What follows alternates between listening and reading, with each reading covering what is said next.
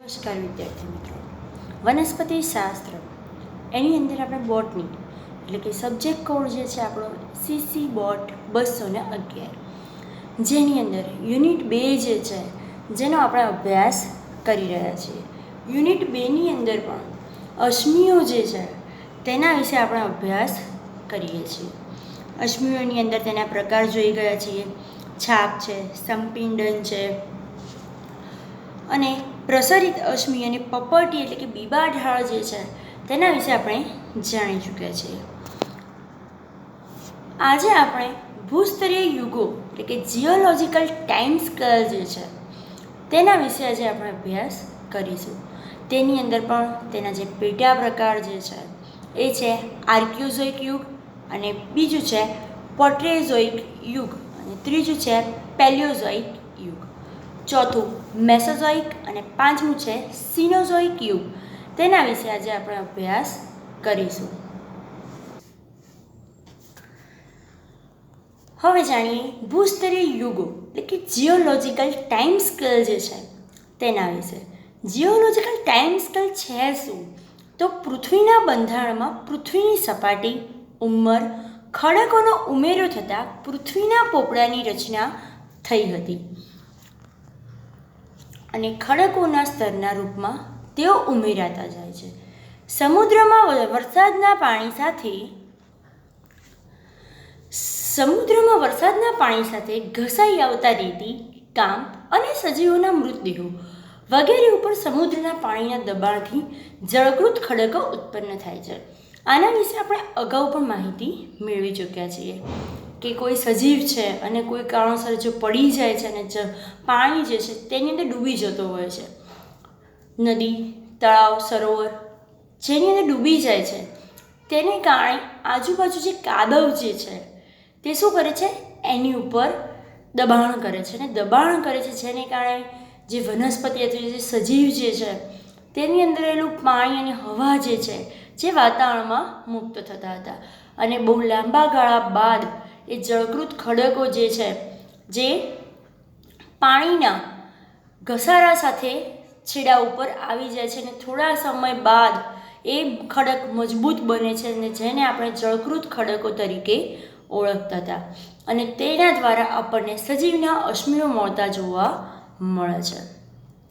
ખડકોની ઉંમર શોધીને પૃથ્વીની ઉત્પત્તિ પછીના સમય પ્રમાણે તેઓને જુદા જુદા સમયગાળામાં વહેંચવામાં આવેલા છે.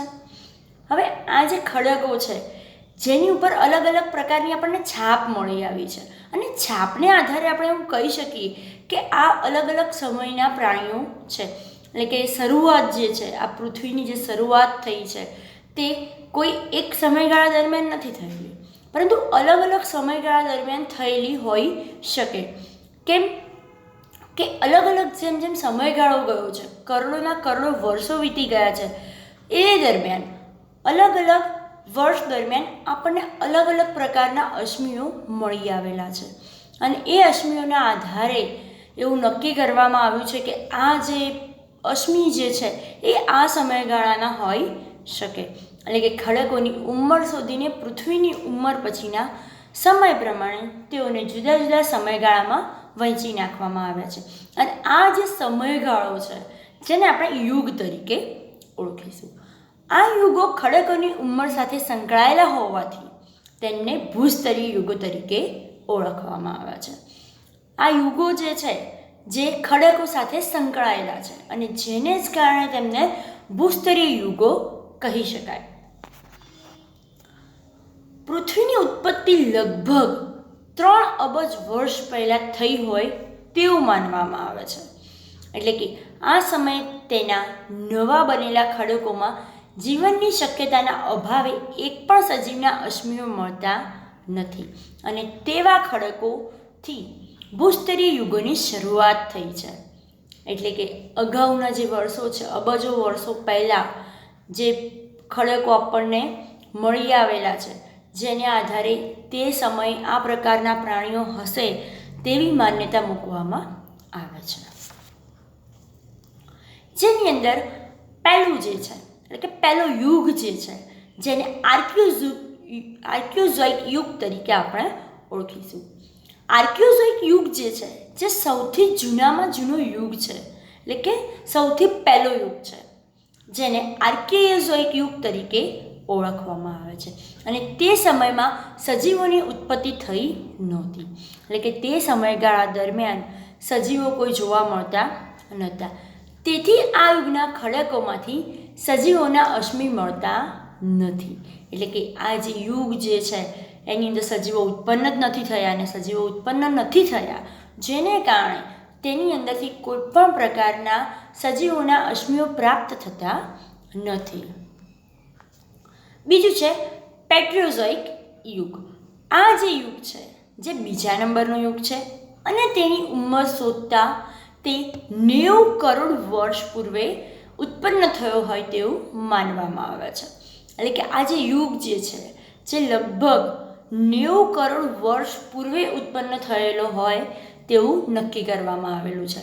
અને તેના ખડકોમાંથી ફક્ત એકકોષી વનસ્પતિઓ અને પ્રાણીઓના અશ્મિ મળતા હોવાથી તે સમય માત્ર એકકોષી વનસ્પતિઓ અને પ્રાણીઓ જ ઉત્પન્ન થયા હોય તેવું નક્કી કરી શકાય છે. પહેલો યુગ હતો કે જેની અંદર કોઈ પણ પ્રકારના સજીવો આપણને જોવા મળતા નહોતા. બીજો જ યુગ જે છે જેની અંદર જે કેવો છે 90 કરોડ વર્ષ પૂર્વે ઉત્પન્ન થયેલો છે, અને જેની અંદર એકકોષી વનસ્પતિઓ અને પ્રાણીઓના અશ્મિઓ મળતા હોય છે. અને પ્રાણીઓના અને એકકોષીય પ્રાણીઓ જે છે એટલે કે વનસ્પતિ અને પ્રાણી બંનેના અશ્મિઓ મળી આવે છે, કે જેને આધારે નક્કી કર્યું કે ભાઈ આ સમયગાળા દરમિયાન એટલે કે આ યુગ દરમિયાન એકકોષી સજીવો એટલે કે વનસ્પતિઓ અને પ્રાણીઓ ઉત્પન્ન થયેલા હોઈ શકે.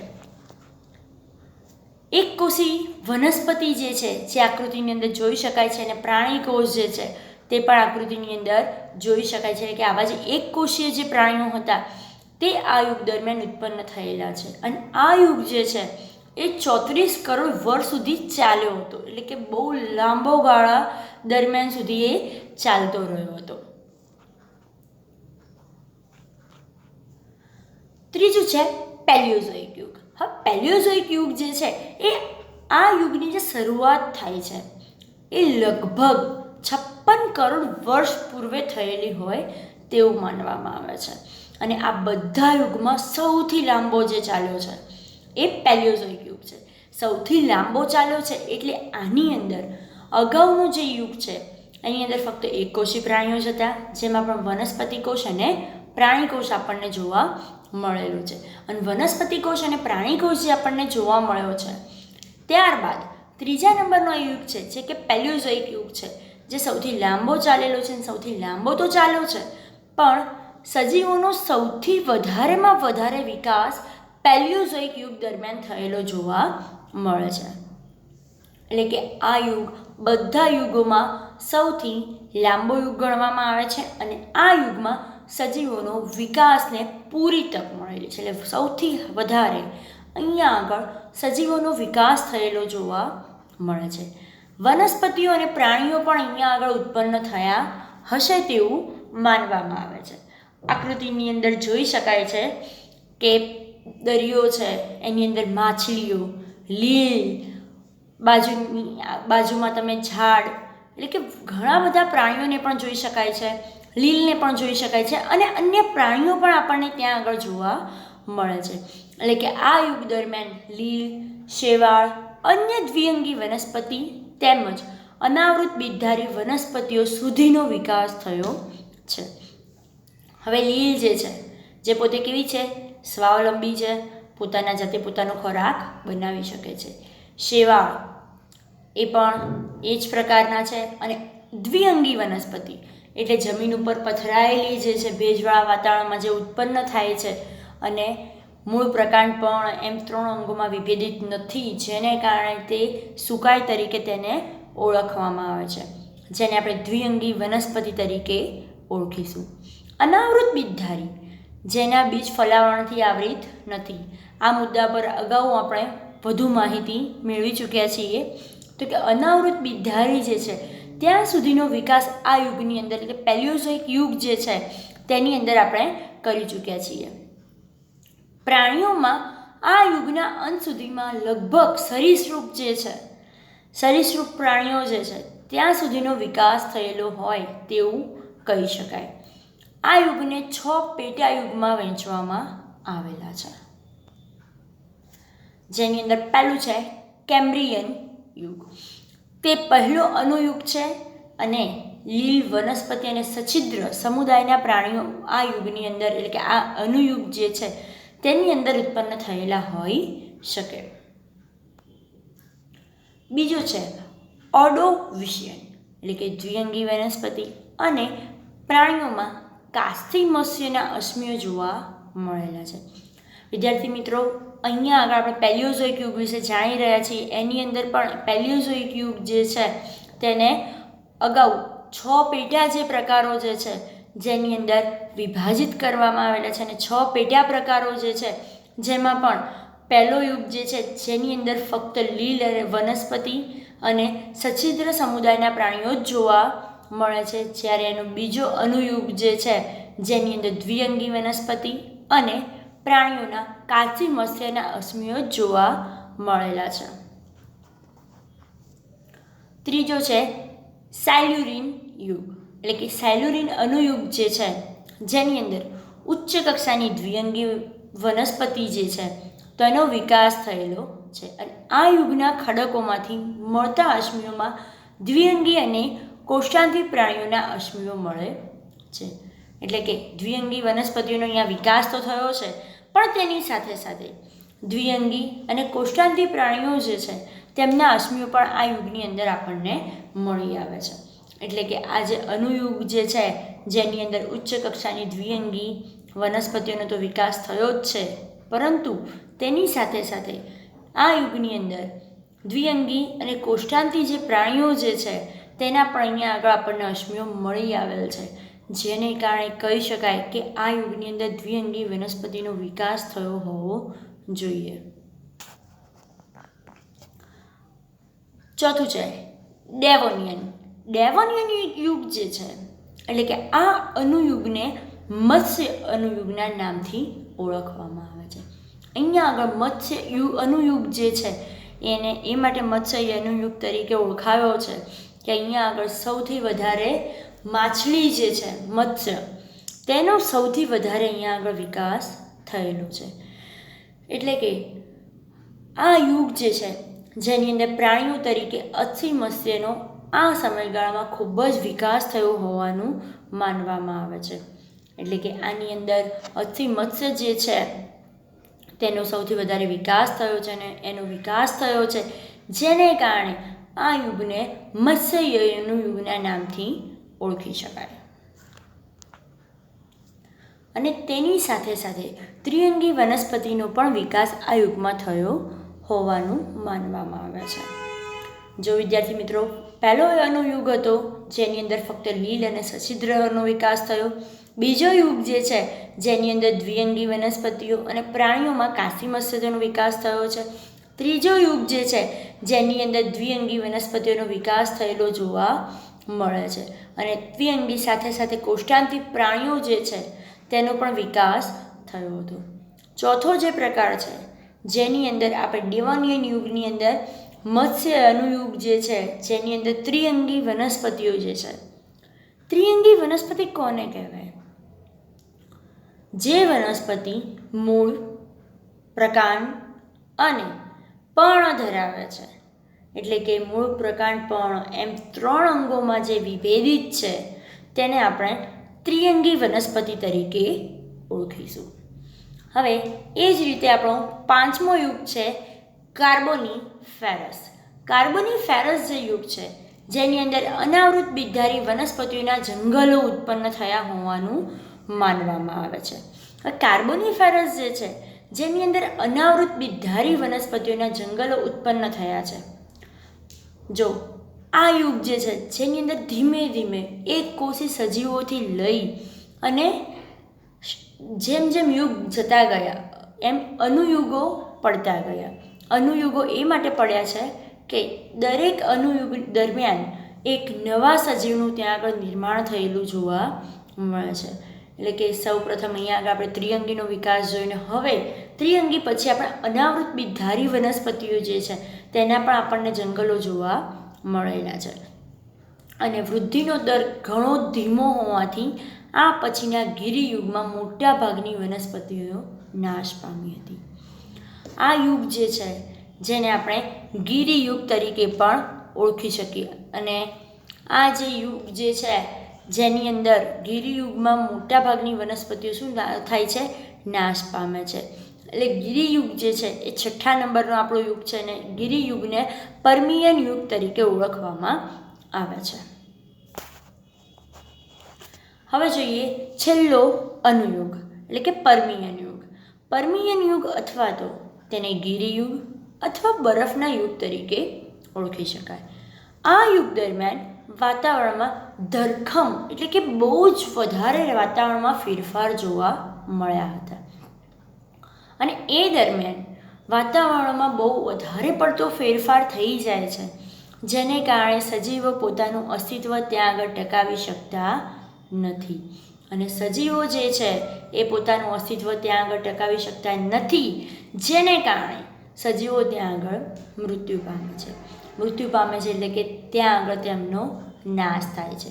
અને નાશ થાય છે એટલે પછી બહુ સમય બાદ એ જમીનની અંદર ક્યાંક ને ક્યાંક દટાઈ ગયેલા પણ આપણને જોવા મળે છે. અને દટાઈ જાય છે જેને કારણે બહુ લાંબા ગાળાના સમય બાદ એ લાંબા યુગ બાદ આપણને તે કોલસા સ્વરૂપે પ્રાપ્ત થાય છે. અને એ જે કોલસો જે છે જેને આપણે અત્યારે ખોદકામ કરીએ છીએ ખાણોમાંથી, તે દરમિયાન આપણને કોલસો પ્રાપ્ત થતો જોવા મળે છે. એટલે કે પર્મિયન યુગ અથવા તો ગિરિયુગ અથવા તો બરફના યુગ તરીકે આને ઓળખીશું. આ યુગ દરમિયાન વાતાવરણમાં બહુ વધારે ફેરફારો થયા છે. જો અત્યારનું જે વાતાવરણ છે તેની અંદર પણ ઘણીવાર બહુ વધારે જો ચેન્જીસ આવે વાતાવરણની અંદર, તો દરેક સજીવ એ પોતાનું અસ્તિત્વ ત્યાં આગળ ટકાવી શકતો નથી. એટલે પર્મિયન યુગ જે છે તેની અંદર પણ કંઈક એવું જ થયેલું છે કે એ વાતાવરણ જે છે એની અંદર બહુ વધારે ફેરફારો થયા છે, જેને કારણે સજીવો છે એ પોતાનું ત્યાં આગળ અસ્તિત્વ ટકાવી શક્યા નથી. અને સજીવો ત્યાં આગળ પોતાનું અસ્તિત્વ નથી ટકાવી શકે એટલે મોટાભાગના સજીવો દટાવાને લીધે ત્યાં આગળ નાશ પામ્યા છે.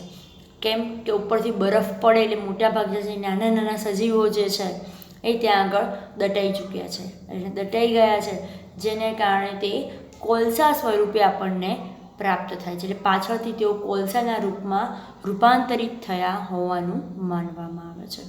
અને ખાણમાંથી ખોદકામ કરતી વખતે આપણને મળી આવે છે.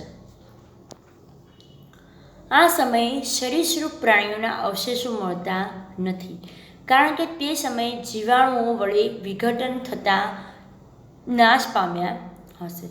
હવે અમુક જે સરીસૃપ પ્રાણીઓ જે છે તેમના અવશેષો આ સમયગાળા દરમિયાન આપણને પ્રાપ્ત નથી થયા. એનું કારણ એ છે કે એ જે સજીવ છે એની અંદર સરીસૃપમાં ઝીણા ઝીણા જીવાણુઓ જે છે જે દાખલ થાય છે અને શરીરનું શું કરે છે? વિઘટન કરે છે. આ બધી ચર્ચા જે છે એ આપણે આપણા અગાઉના લેક્ચરો દરમિયાન કરી ચૂક્યા છીએ. ગિરિયુગના ખડકોમાંથી અકસ્માતે દટાયેલા ખૂબ જ ઓછા સરીસૃપના અવશેષો જોવા મળે છે. એટલે ગિરિયુગની અંદર એટલે કે પર્મિયન યુગ જે છે એટલે કે બરફનો યુગ જે છે જેની અંદર સરીસૃપોના અવશેષો થોડા ઘણા અંશે ક્યાંક આપણને જોવા મળેલા છે. ચોથો પ્રકાર જે છે એ છે મેસોઝોઇક યુગ. મેસોઝોઇક યુગ જે છે જે પેલિયોઝોઇક યુગ અગાઉ જે આપણે જોઈ ગયા ત્રીજા નંબરનો યુગ જે આપણો હતો એ છે પેલિયોઝોઇક યુગ. એ પેલિયોઝોઇક પછી આ યુગ આશરે 18 કરોડ વર્ષ પૂર્વે શરૂ થયો હતો અને લગભગ 12 કરોડ વર્ષ સુધી ચાલ્યો હતો. પેલિયોઝોઇક કરતાં ઓછા સમયનો હતો.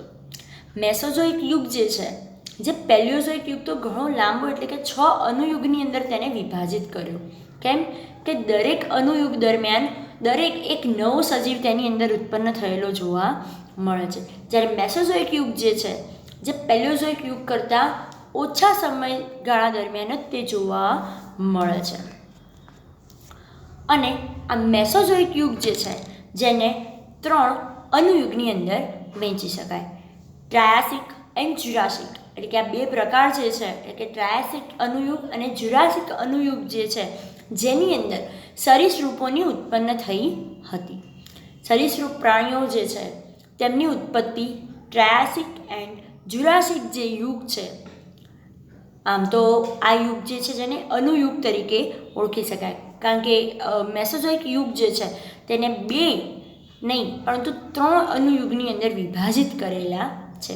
એટલે કે ટ્રાયાસિક યુગ એન્ડ જ્યુરાસિક અનુયુગ જે છે જેને અંદર સરીસૃપ પ્રાણીઓ જે છે તેમની ઉત્પત્તિ થઈ હતી. અને ત્રીજો અનુયુગ જે છે એ છે ક્રિટેશિયન્સ યુગ. હવે આ યુગની અંદર આકૃતિની અંદર જોઈ શકાય છે અલગ અલગ ડાયનાસોર જોવા મળે છે.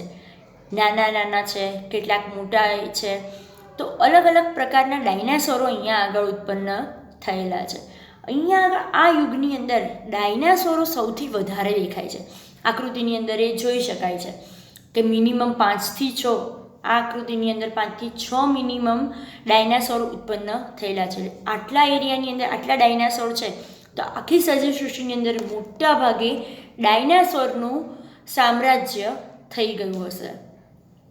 એટલે કે ક્રિટેશિયન એટલે કે મેસોઝોઇક યુગની અંદર ક્રિટેશિયન યુગ જે છે જેની અંદર ડાયનાસોર જે છે એમનું સામ્રાજ્ય અહીંયા આગળ સૌથી વધારે જોવા મળે છે. એટલે કે આ યુગ દરમિયાન ડાયનાસોર ઉત્પન્ન થયા હોવા જોઈએ અને સૌથી વધારે ઉત્પન્ન થાય છે જેને કારણે તે પોતાનું સામ્રાજ્ય આ યુગ દરમિયાન કરતા જોવા મળે છે.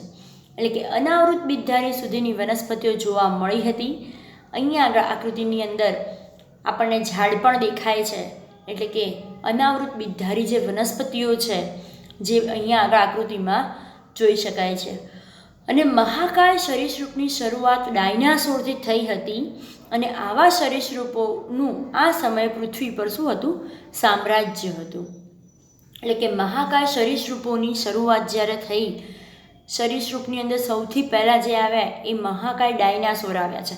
અને ડાયનાસોર જે છે એ સરીસૃપોનું ઉદાહરણ છે. સરીસૃપોમાં પણ એ સમયે પૃથ્વી ઉપર સૌથી વધારે જે સામ્રાજ્ય કરતા હતા તે ડાયનાસોર હતા. અને આ પેટા યુગને સરીસૃપોનું સુવર્ણ યુગ તરીકે ઓળખવામાં આવે છે. એટલે કે સરીસૃપોની અંદર આપણે કહ્યું કે સૌથી વધારે ડાયનાસોર તેની અંદર જોવા મળેલા છે. ડાયનાસોર તો છે જ, પરંતુ તેની સાથે સાથે વનસ્પતિઓ પણ ત્યાં આગળ ઉગેલી આકૃતિની અંદર જોઈ શકાય છે. આ આકૃતિની અંદર ઘણા બધા ડાયનાસોર છે. એની સાથે સાથે અલગ અલગ પ્રકારની વનસ્પતિઓ જે છે એ અનાવૃત બીજધારી જે છે ત્યાં સુધીની વનસ્પતિઓ પણ આ યુગની અંદર જોઈ શકાય છે. એટલે આ યુગને સરીસૃપોનું સુવર્ણ યુગ તરીકે ઓળખી શકાય. મેસોઝોઇક યુગની અંદર પણ ક્રિટેશિયન યુગ જે છે જે સરીસૃપોનું સુવર્ણ યુગ છે. એને સરીસૃપોનું સુવર્ણ યુગ એ માટે કહ્યું કે સરીસૃપોની અંદર ડાયનાસોર જે છે એ આખી પૃથ્વી પર પોતાનું સામ્રાજ્ય ફેલાવતા હતા. એટલે કે એ લોકોનું ત્યાં આગળ એ સમયગાળા દરમિયાન સામ્રાજ્ય જોવા મળે છે. અને આ સમય મહાકાય, ત્રિઅંગી અને અનાવૃત બીજધારી વનસ્પતિ અને અંત સમયમાં ઉચ્ચ કક્ષાની વનસ્પતિઓ પણ ઉત્પન્ન થઈ હોવાનું માનવામાં આવે છે. આ સમય જે છે એટલે કે મેસોઝોઇક યુગની અંદર ક્રિટેશિયન યુગમાં ત્રિઅંગી વનસ્પતિઓ તો ઉત્પન્ન થઈ જ હતી, અનાવૃત બીજધારી વનસ્પતિઓ પણ ઉત્પન્ન થયેલી છે. હવે એનાથી પણ ઉચ્ચ કક્ષાની જે વનસ્પતિઓ જે છે તે આ યુગ દરમિયાન ઉત્પન્ન થઈ હોવાનું માનવામાં આવે છે. આકૃતિની અંદર જોઈ શકાય છે કે ઉચ્ચ કક્ષાની વનસ્પતિઓ પણ ત્યાં આગળ ઉત્પન્ન થયેલી જોઈ શકાય છે. હવે આપણો પાંચમો યુગ જે છે એ છે સિનોઝોઇક યુગ. સિનોઝોઇક યુગ જે છે તેને આપણે અર્વાચીન યુગ કે કોનોઝોઇક યુગ તરીકે પણ ઓળખી શકાય. અને તેની શરૂઆત લગભગ 6 કરોડ વર્ષ પૂર્વે થઈ હોવાનું માનવામાં આવે છે. અને તેને 2 અનુયુગમાં વહેંચવામાં આવે છે. એક તો ટર્શરી યુગ અને બીજું છે ક્વોટરનરી યુગ. આ યુગ જે છે જેની અંદર અલગ અલગ પ્રાણીઓ જે છે તેમના અશ્મિઓ પણ આપણને મળેલા છે, જેવા કે ઉંદર, ઘોડા, હાથી વગેરે. એટલે કે આકૃતિની અંદર જોઈ શકાય છે કે આખી સજીવ સૃષ્ટિ આ યુગ દરમિયાન નિર્માણ પામેલી હોવી જોઈએ. અને આ યુગ દરમિયાન આખી સજીવ સૃષ્ટિ જે નિર્માણ પામે છે જેના વિશે આપણે આકૃતિમાં જોઈ શકીએ છીએ. એટલે કે આ યુગની શરૂઆત ખડકોમાંથી સસ્તન પ્રાણીઓના અશ્મિઓ જેમાં ઉંદર, ઘોડા, હાથી વગેરે તથા આ સમય જતાં ઉત્પન્ન થયેલા યુગના ખડકોમાંથી આદિમાનવ, જાવામેન, નીડરથલમેન વગેરેના અશ્મિઓ પણ મળ્યા છે. એટલે આ સમયગાળા દરમિયાન આદિમાનવો પણ અહીંયા આગળ ઉત્પન્ન થયા હોવા જોઈએ. કેમ કે આ આદિમાનવો જે છે જાવામેન છે, નીડરથલમેન છે, એ જે છે એટલે કે ઉંદર, ઘોડા, હાથી વગેરેના અશ્મિઓ પણ આ યુગ દરમિયાન આપણને પ્રાપ્ત થાય છે. તેને કારણે એવું કહી શકાય કે આ યુગ દરમિયાન આદિમાનવો, હાથી, ઘોડા બધા જ પ્રાણીઓ જે છે એ આ યુગ દરમિયાન આપણને જોવા મળેલા છે. છેલ્લા 2 લાખ વર્ષોમાં જ માનવ ઉત્પન્ન થયા હશે તેના પુરાવા નક્કી આના ઉપરથી કરી શકાય છે. અત્યારે આપણે જેટલા પણ યુગ જોયા એ યુગોને આધારે આપણે એવું કહી શકીએ કે ધીમે ધીમે પહેલા યુગથી લઈ અને 5મા યુગ સુધી ધીમે ધીમે સજીવ સૃષ્ટિનું નિર્માણ થયું હોવું જોઈએ. એટલે કે સસ્તન પ્રાણીઓના ઉદ્ભવ સાથે દ્વિદળી વનસ્પતિઓ અને તેમાંથી એકદળી વનસ્પતિઓનો ઉદ્ભવ પણ થયો હોવો જોઈએ. હવે પછીના આજથી એટલે કે 10,000 વર્ષ પછી એકદળી વનસ્પતિઓ એટલે કે બીજપત્રો વિહીન અને સુપરમાનવ પેદા કરશે. અને આ ભૂસ્તરીય યુગો આપણને સજીવો ક્યારે કેવા સ્વરૂપે પેદા થયા હશે તેની માહિતી આપે છે.